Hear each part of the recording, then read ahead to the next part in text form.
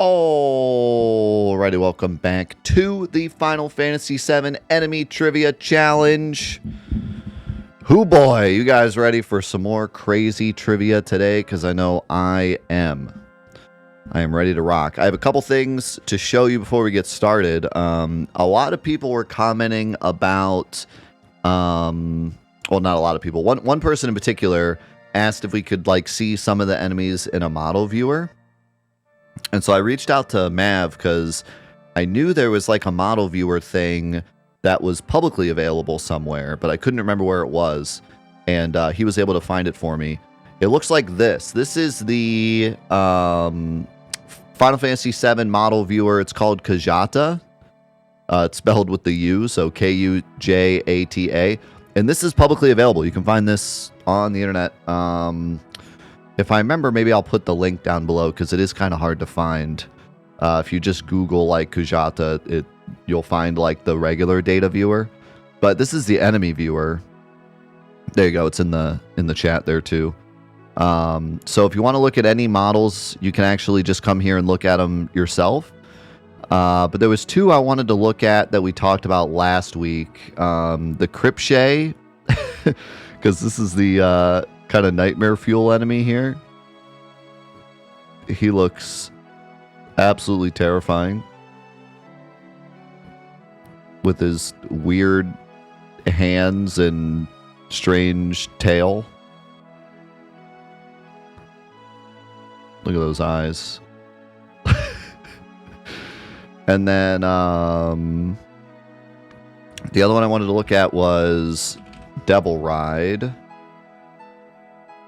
because we were trying to decide whether or not he had arms or not. So let me do this real quick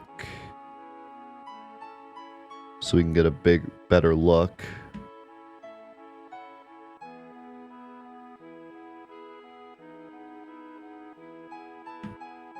So even with the model viewer, it's hard to tell, but his arms go into the bike. So my theory is that these are his normal arms and they were grafted onto the bike, and then obviously these ones coming out. And we were wondering if these were his regular arms, but they come out of his back. So I think these were added, and they're super mutant arms. And then these are his original arms, and they're grafted into the bike. And then the rest of his body just kind of is the bike, unless you want to say this is a cover that's covering up the rest of his body. But I think his body basically is the bike. He was turned into the bike in a crazy experiment. Can you check Eligor?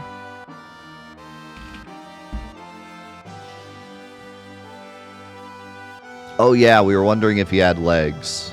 No, his body just ends right here. He's kind of similar to the Devil Ride. His body kind of is the beast here. He's such a cool enemy. I love how this kind of looks like a spine or something, like bone. These look like they're made out of bone or something. He's such a cool enemy. Anyways. So there you go. If you want to check that out and look at models yourself, you can. Or if there's any other models throughout the playthrough you want to look at, let me know and we'll look at them. But having said that, let's get back to the trivia. Oh, also, one other thing I wanted to mention. People are asking if because I had said that the thieves in the game, when I was growing up, I always thought that the thieves stole more and more rare stuff as you got later in the game. So the vices in the starting area would only steal potions and stuff, and then the thieves on the world map maybe would steal ethers and stuff, and then the magic pots in the North Crater could steal anything. They could steal ultimate weapons and stuff. Well, it turns out it's actually just completely random. They can all steal anything. It's just the fact that you have better equipment at the end of the game, and that's why the magic pots steal better stuff. But when I said that, people are asking if they can steal, like, the Buster Sword, which is, like, unsellable item. And I wasn't sure, so I went in and I tested it, and they cannot. So if you have nothing in your inventory, they just steal nothing. If you have nothing in your inventory except a Buster Sword, they'll still just steal nothing. But if you have nothing in your inventory except an Ultima weapon, they'll steal the Ultima weapon. So, but yeah, like unsellable stuff, basically, they can't steal. They can't steal missable stuff.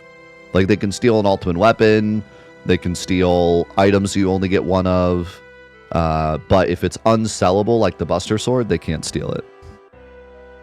And yeah, I should mention, there is actually, in the Rufus fight, there is actually 2 helicopters and one is invisible. So if you use Pandora's box in that fight, it shows up, and it kind of there's just 2 helicopters flying around, which is pretty goofy. We could show it real quick just for the heck of it. Why not?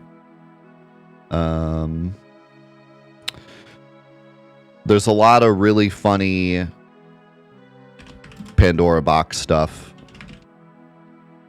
because Pandora's box in the PC version is bugged and will show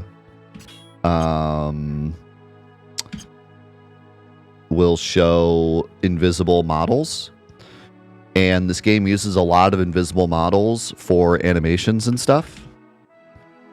So this will look kind of weird because we have 3 people, but pretend it's only Cloud.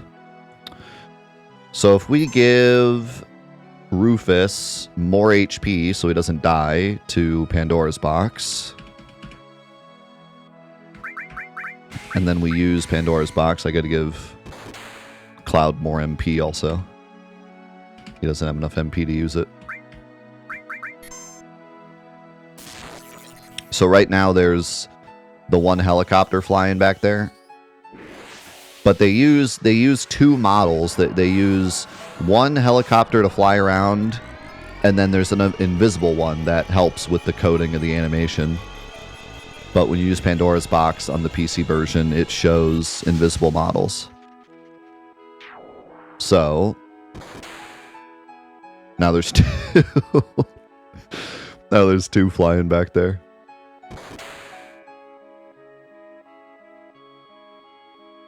It almost looks like 3 at times with the tail end, but pretty sure it's 2. So yeah, there you go.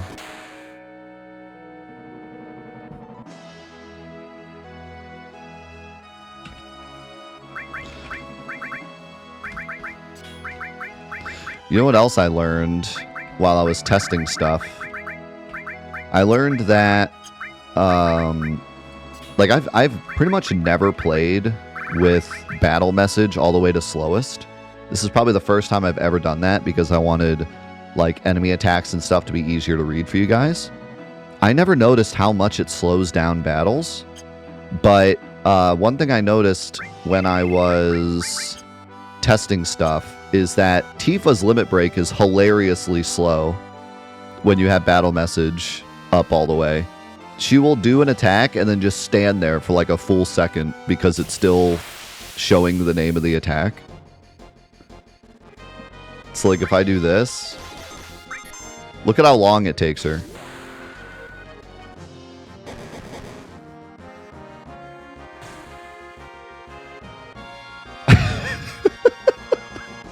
She stands there for like 2 full seconds, just staring at him menacingly. Because it has to complete the whole somersault message. Yeah, maybe she twisted her ankle.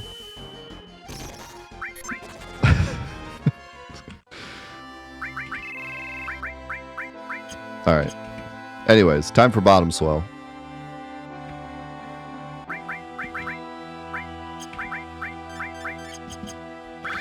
Did I equip your boomerang? Yeah. You know what I realized? We never got a flamethrower.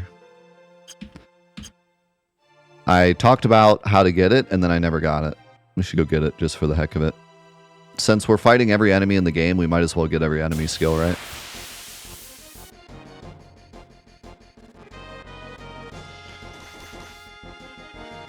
Oh, somebody commented.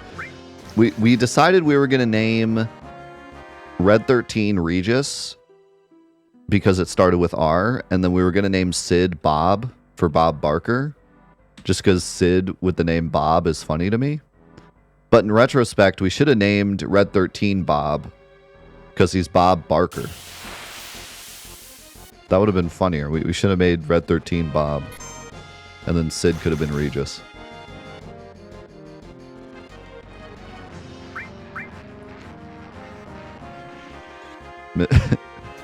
Missed opportunity.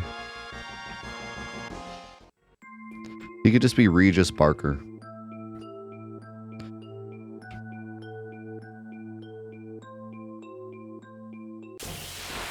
So, like I said before, if I remember correctly, they use Flamethrower on the enemy with the highest MP. So all we gotta do is give Cloud the most HP rather.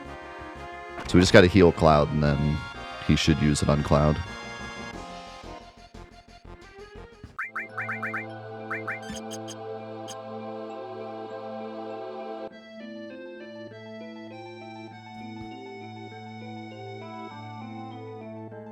Also, I was surprised to hear how many people have never heard of Choco Buckle. It is like the rarest enemy skill, but I just felt like it was so rare that everyone had heard about it because it was like so widely known about in terms of being the rarest, you know? But a lot of people had never heard of Choco Buckle before. Choco Buckle is extremely broken because it does damage based on escapes. And obviously you could just escape 9,999 times and then it automatically does max damage.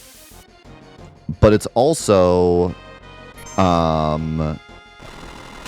even more powerful because A, it's fixed to damage, so it doesn't take into effect defense, so you can use it to kill like Ruby Weapon.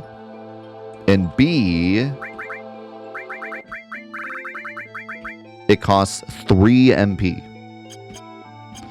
So for 3 MP, you can have an automatic max damage attack on 3 different materia. Well, 4, I guess, if you get the 4th. So yeah, it's busted. It takes a long time to charge up, but it's busted. You have to be on one of the side rooms? Okay, I wasn't sure, actually. I thought I fought... Oh, yeah, probably in the long-range room is where I fight him. Yeah, that's the type of thing that I was really curious to learn about during this playthrough. I really don't have any information on what enemies show up in what fields. So I'm really curious to learn more stuff like that. So there you go, that'll hit Cloud because he has the most HP. And there's actually a lot of them. I thought that maybe there was only a couple in the game. Like, what's a good example? I guess like the big sandworms only appear in like the Infinite Desert, not in the area with all the people. The bombs showing up on the bridge in Mount Coral. Like I knew there was a couple in the game where enemies would show up on specific fields in an area, but there's a lot more than I thought. There's actually a lot of them. Like for example, the Arc Dragon only showing up in the side rooms here. And there's one in particular later that's really interesting. In the Whirlwind Maze.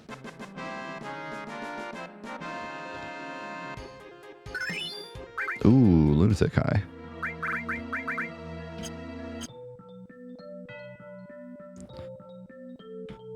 Yeah, we were talking before I started recording about doing this in another game. And it's going to be hard to find a game that's as interesting. I don't think I will find a game that's as interesting as this one for a playthrough like this. There's just something about the enemies in this game. They were so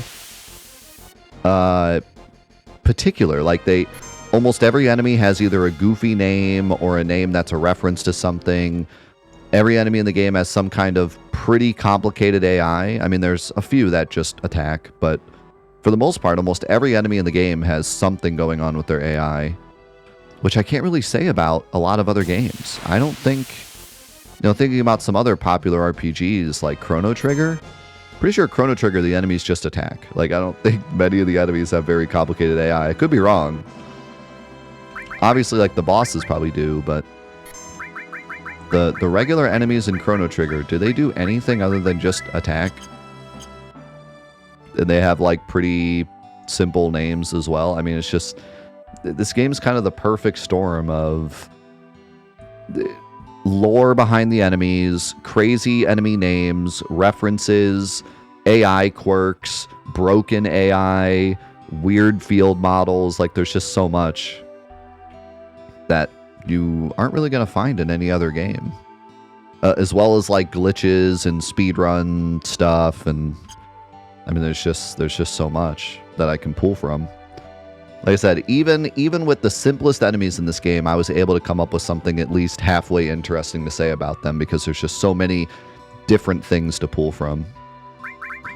Did I get long range? Yeah.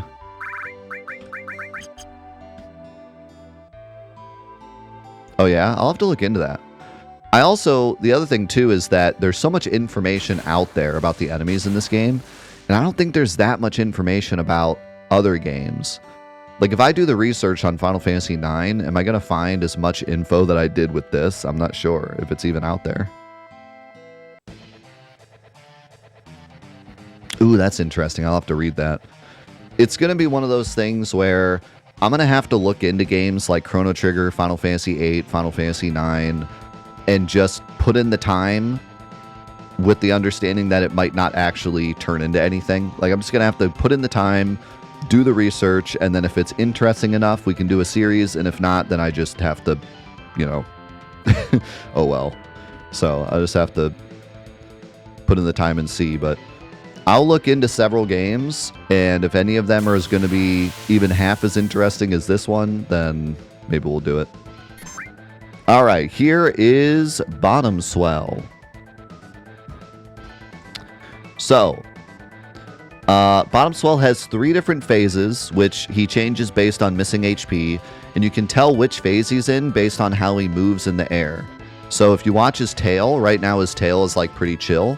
When he gets into phase 2, he'll start wagging it, and then phase 3, he does like that crazy, like he's doing the wave all the time.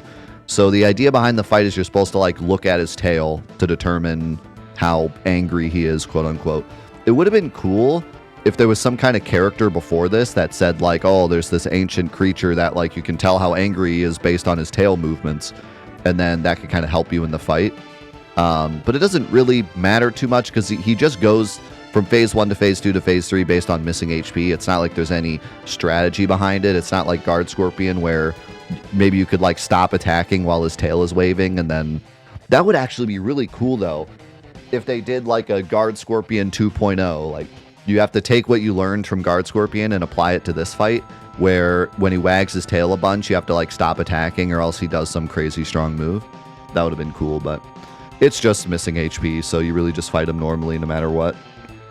Now you can cheese him, however, by poisoning him and then not attacking him, just like the Midgard Zolom.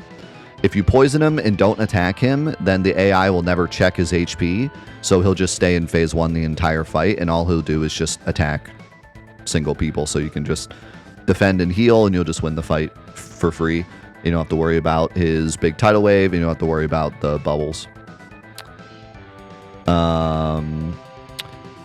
Speaking of the bubbles, I've said previously that Bottom Swell is the only enemy in the game to cause the duel effect, which is used in a lot of different Final Fantasy VII mods and is basically the opposite of regen.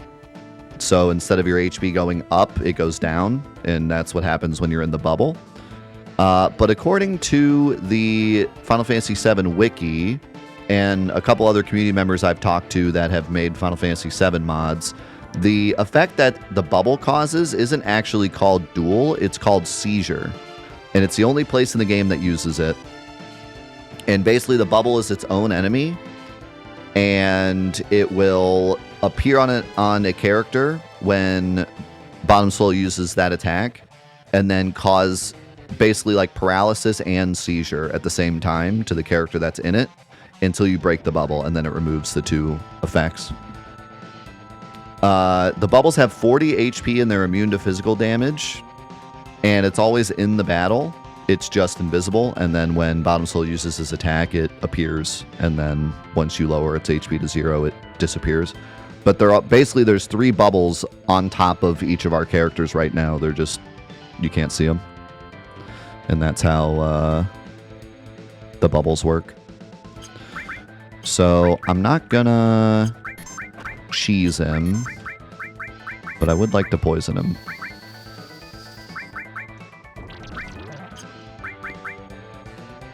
Yeah, duel's just not used at all. Except in mods and stuff, where they've brought it back. And I'm not exactly sure why duel is even a thing when seizure does the same exact thing. But we'll never know. So there's phase 2. He's wagging his tail a little heavier. And now there's phase 3.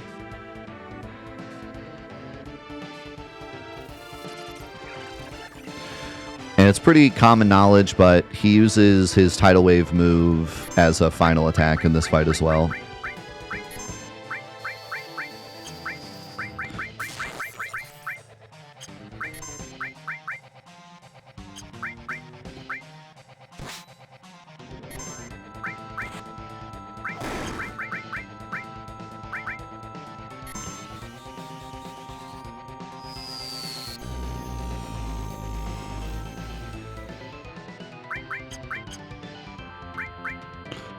There you go. Beta too strong. Also, I've never seen anyone explain why this enemy blows up like a regular enemy. You ever notice that? He doesn't do the he just pops like a balloon.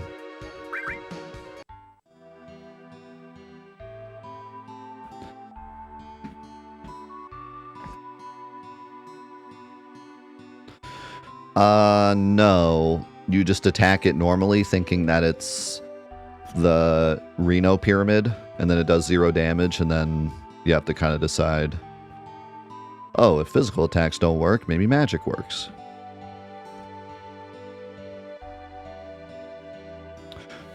I feel like it would make more sense the other way around, because like a bubble, you would think of popping it with a physical thing. You know? Makes more sense that you would use a physical attack on a bubble.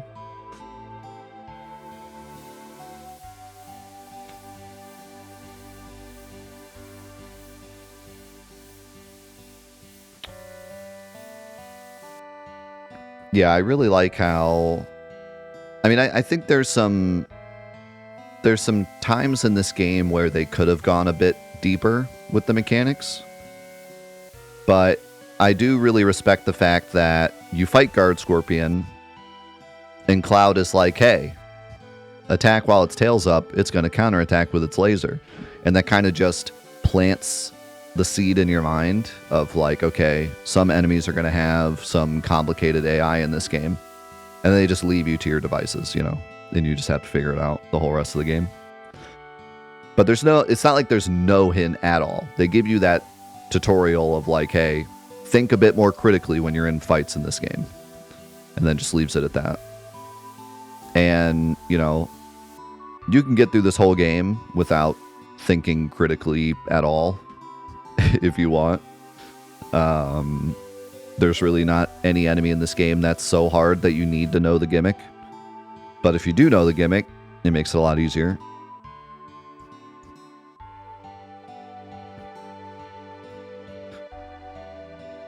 Funnily enough, the hardest enemies in this game kind of don't have a gimmick. Like Demon Wall, there is no real weakness other than using Bahamut. Demon Wall, you just have to get good. Carry armor does have a gimmick, but there's not really a great way around it. You just have to get good.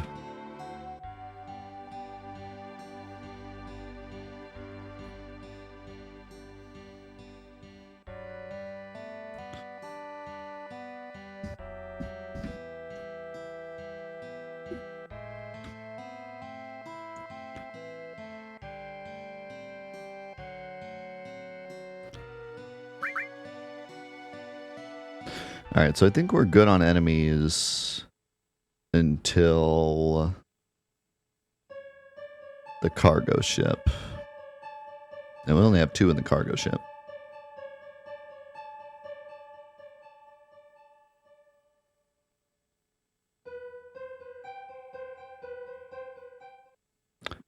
I mean, there's plenty of, like, gimmicks, but not like Guard Scorpion, where you really change your game, what you're doing in the fight, you know?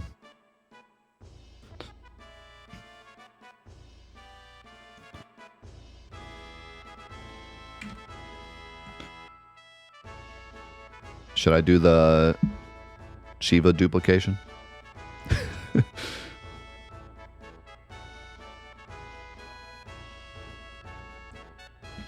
Yeah, we did it last time. We did it on or lowest level, I think, didn't we?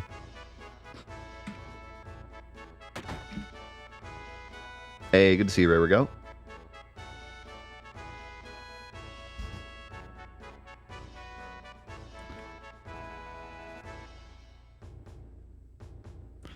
It's not materia dupe trivia, it's enemy trivia. Maybe we can do the Ifrit duplication, because that includes an enemy.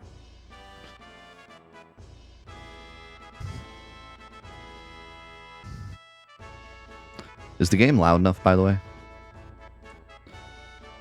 I kind of want the game to be a bit quieter, since we're doing a lot of talking, but...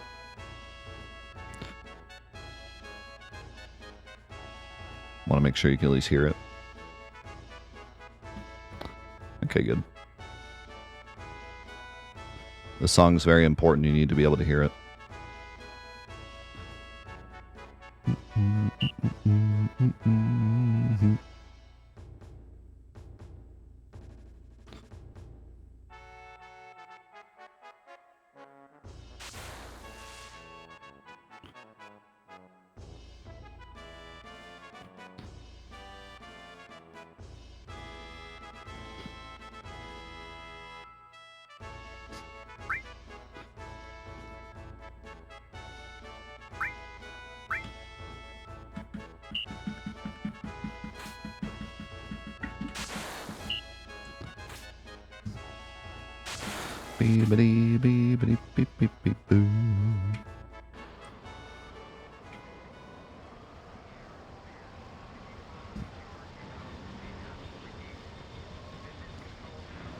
Nice snipes.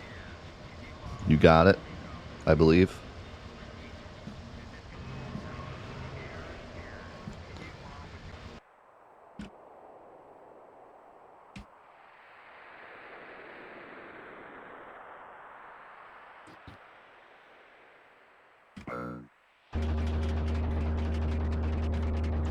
Remember when we got stuck under this thing? Trying to revive Yuffie. Trying to unlock Yuffie, that is.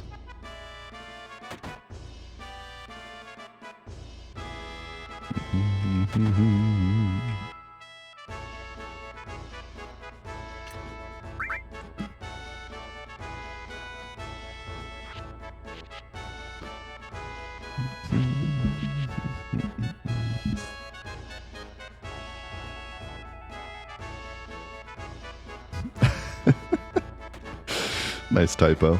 How's it going, Henny?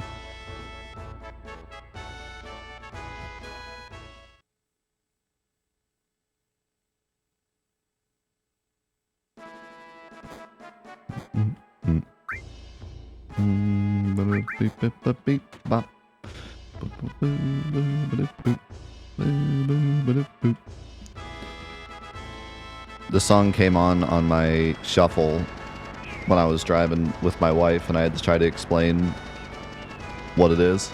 I mean, I didn't have to, but I did anyways. It's the march of the new president, but it's ironic.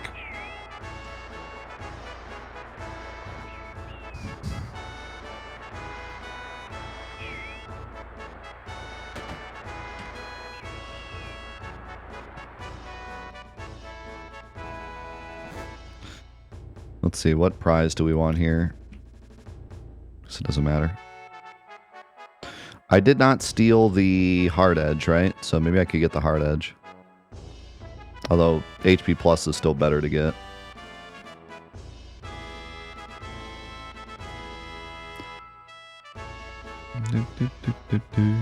Yeah, I opened up the sunroof and stood up through my car and waved to the crowd.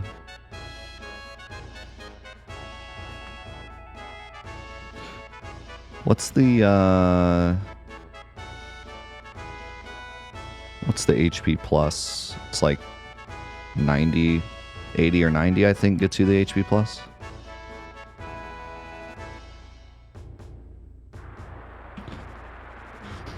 Final Fantasy VII challenge where there's no game music and death instead hums all the tunes. One day.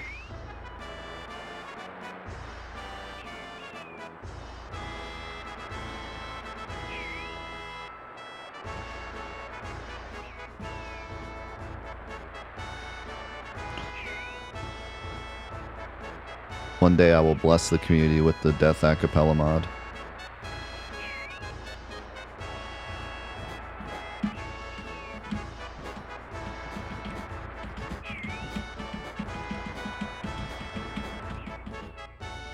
Sure.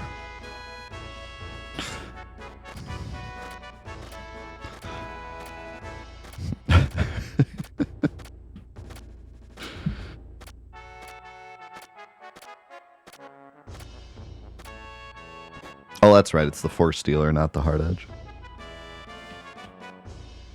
Yeah, screw the Force Stealer.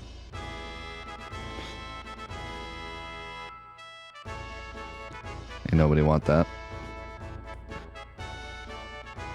10-year anniversary. 10-year anniversary is in like 18 months.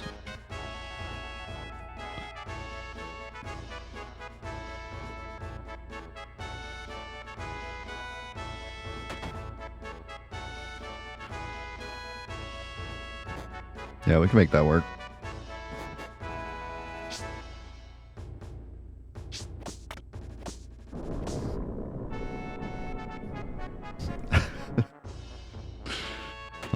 I'll start singing the tunes.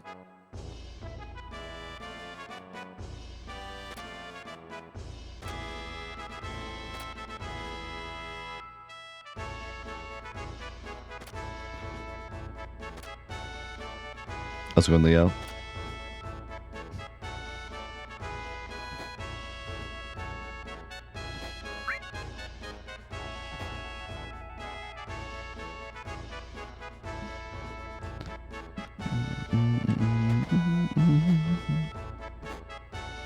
Let's go in Phantom.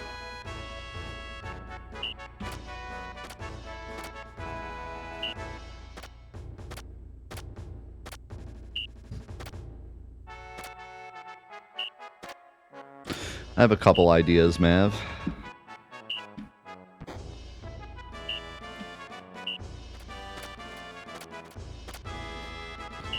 Am I doing it right, Captain?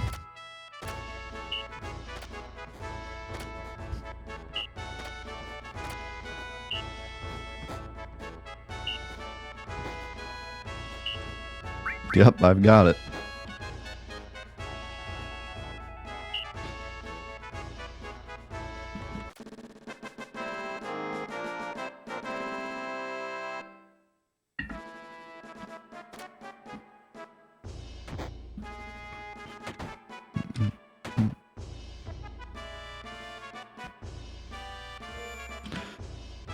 Is there anything here I want?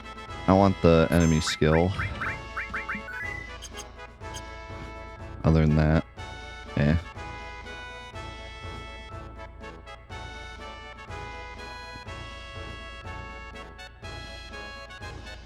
I think we just go. Which one of these has the enemy skill? It's not here.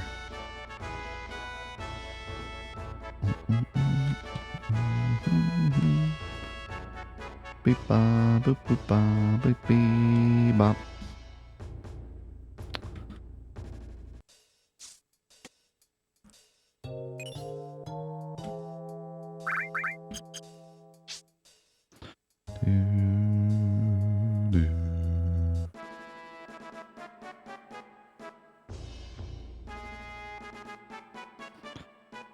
All right, let's get on with it.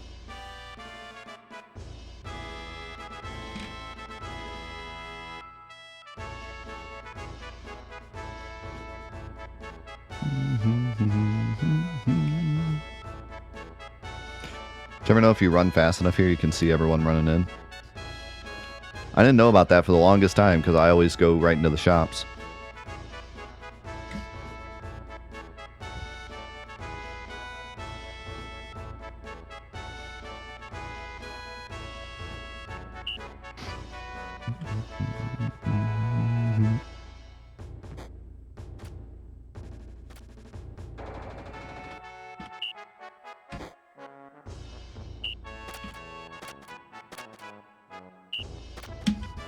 Oops.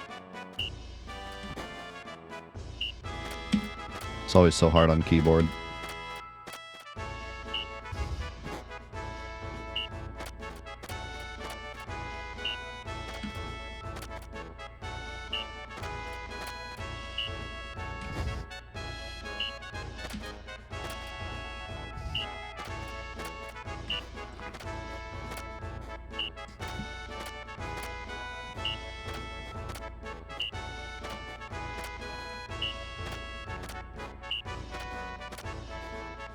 Yeah, it's pretty random, like, how many points you can get. Because I don't think it... There's, like, a random amount of things it does, and then a random amount of those can actually give you points.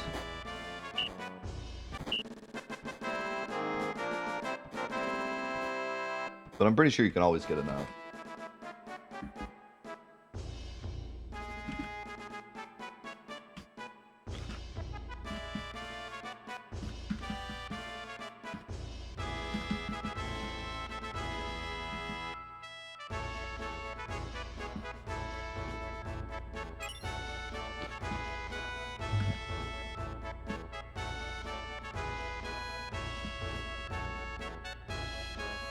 Yeah, getting HP plus here is pretty insane. The fact that it's one of the best materia in the game, and you don't even have access to it till Cosmo Canyon. And if you get it now, you get to level it up for the whole beginning of the game and have it like level 2 or 3 by the time you even get to Cosmo Canyon.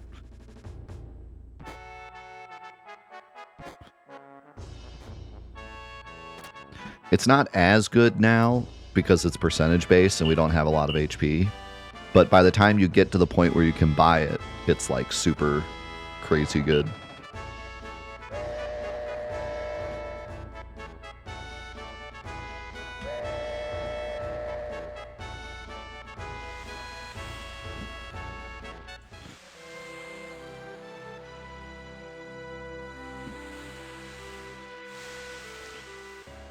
In Spanish, the officer says you're fired.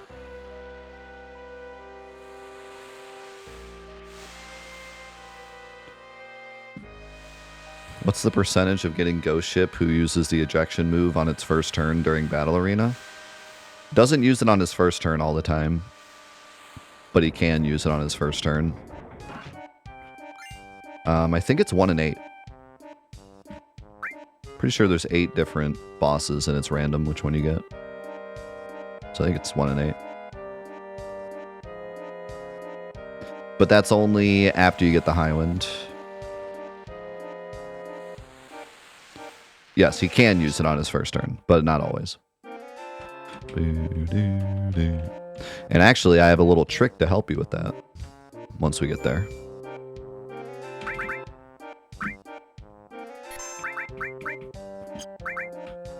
Beep, beep, beep, beep. Boop, boop, boop. 2%, really? Where'd you get that number?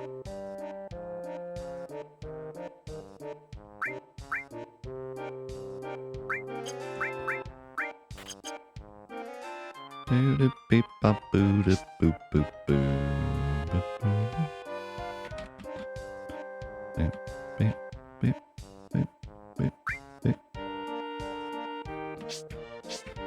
in 4 chance of getting it, 1 in 12 chance of it using its first turn.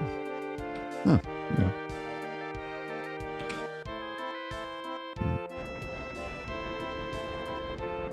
The problem is, even if he doesn't use it on his first turn, it's a problem. It's pretty hard to kill him quick.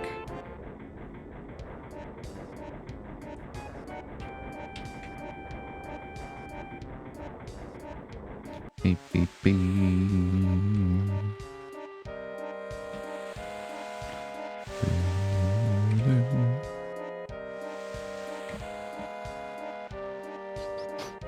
Yeah.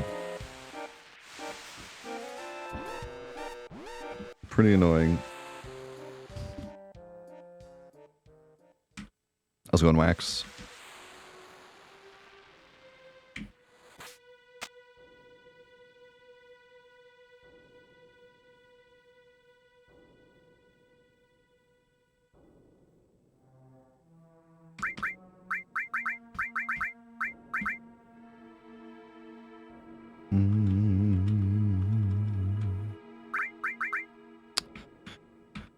Let's see.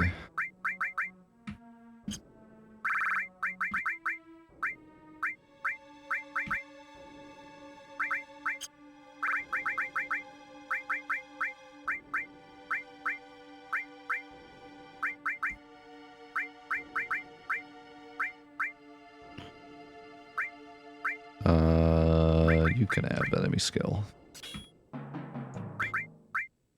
And you can have HP plus.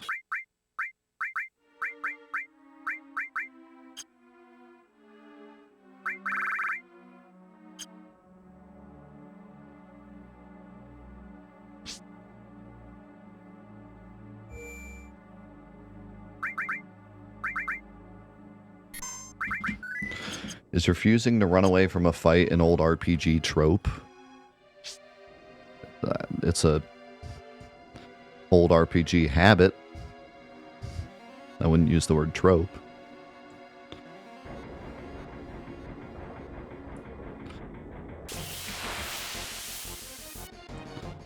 It's a big reason why I made the scavenger mod. Alright.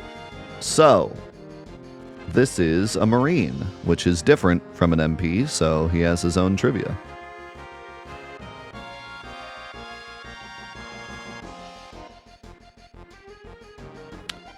So the Marine has a maximum of 4 grenades each. So he can only use grenade 4 times, and then there's a counter in his AI. He has like 4 ammo. If he runs out of ammo, he can't use grenades anymore. It seems, looking at the AI, that the smoke bullet attack is accidentally hidden elemental, because most other sleep attacks in the game are non-elemental. But for some reason, this smoke bullet, they accidentally made hidden elemental. And because of this, smoke bullet will wake up a target if they're already sleeping, which is something they don't check for. So usually with sleep attacks, they're non-elemental, so they don't wake up. Like if you're already sleeping and they use it on you, it won't wake you up. And secondly, usually when enemies have a sleep attack, they check the target to see if it's sleeping, and if it is, it'll use a different attack. But the Marine's AI forgets both of these. It forgets to check to see if you're sleeping, and it accidentally made it hidden elemental instead of non-elemental. So basically, because of 2 different mistakes, they have the quality of accidentally waking you up all the time when they're supposed to be keeping you asleep. So if I sit here and wait, they will accidentally wake up people with smoke shot. Which I actually thought was like a on-purpose thing, but looking at the AI, it's very much not an on-purpose thing. Might be a bit hard to see. They don't use smoke shot that often. And they like to wake you up. with bullets.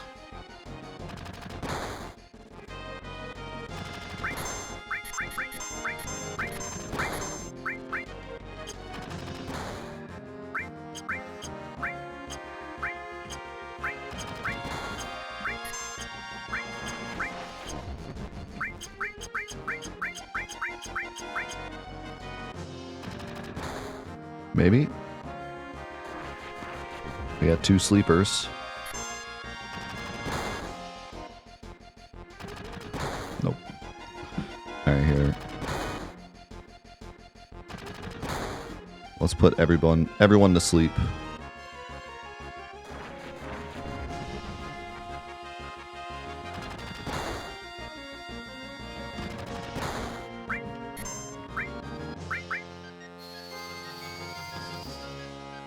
There. Cloud and Yuffie are both sleeping, even though you can't see it.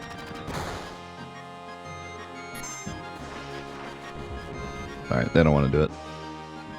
But I'm sure you've probably seen it before.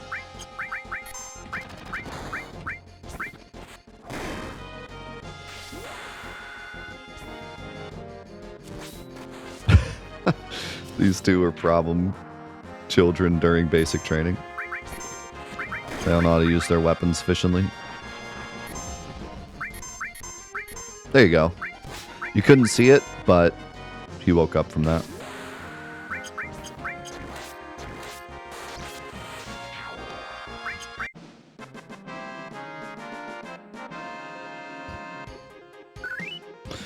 Okay, then we have one more enemy in here.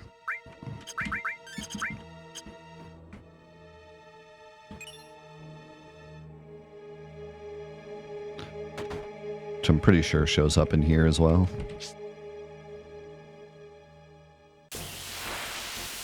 Yep.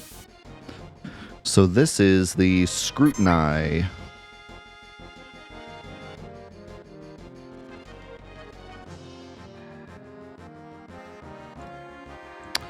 So the Scrutiny can use Fire 2 and Ice 2, which is pretty powerful for this early in the game.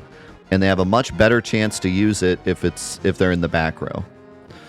Also, the translation for this enemy should have been Search Eye, but somebody in translation thought they were clever and called him Scrutiny instead, as a play on the word scrutiny. But their name was definitely supposed to be Search Eye. This is one of those instances where, like, it's not exactly a mistranslation. They just wanted to be clever, I think.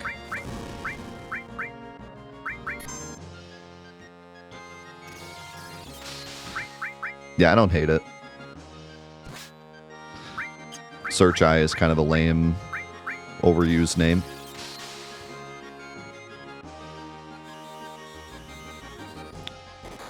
But yeah, if you want a better time in this fight, kill the back row enemies first, because they have a better chance to use the magic.